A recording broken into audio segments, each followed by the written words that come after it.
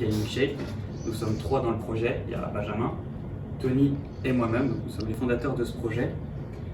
Et le but de ce projet, c'est de lier 3 domaines. Donc, le gaming, qui est notre passion, le sport et la santé. Le sport santé vient de notre master, projet territoire en sport santé à la faculté des sports de Nancy. Donc on est devenu expert en ces 2 domaines, et le domaine de la santé, c'est aussi une problématique de la société actuelle. Et on souhaite vraiment intégrer cette problématique et participer à cette problématique. Donc notre but, ça va être surtout de sensibiliser les personnes à améliorer leur santé en réduisant leur sédentarité par le biais du jeu vidéo et du stream. Alors, par rapport à nos activités principales dans Gaming Shape, la première activité sera l'animation. Donc on va réaliser des animations pour sensibiliser aux jeux vidéo au travers de diaporamas qu'on jugera formateurs, donc pour former les gens, et également un côté plus pratique avec des jeux soit de réalité virtuelle, soit des jeux vidéo actifs, soit des jeux vidéo basiques, standards, mais qu'on va adapter en y intégrant du sport. La deuxième activité, ça va être la Web TV.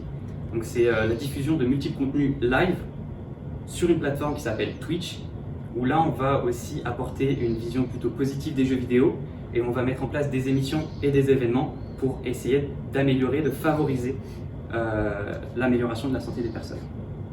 Et le dernier point, c'est l'événement simple avec la création et la programmation de compétitions par exemple, ou de tournois pour seulement divertir les personnes. Donc on va essayer de se localiser au niveau de la commune, de la communauté de communes ou de la région, et potentiellement plus tard essayer d'atteindre un niveau plutôt national. Au niveau des enjeux, donc comme on a répété, ça va en lien avec les valeurs, c'est de sensibiliser, d'apporter de la compétition et de divertir. Le but ultime de cette activité, c'est de mettre en place un serious game qui remplacera le diaporama. Donc on développera un serious game qui va remplacer le diaporama, ce qui permettra à l'activité d'être autonome. On n'aura plus besoin de nous pour réaliser cette activité.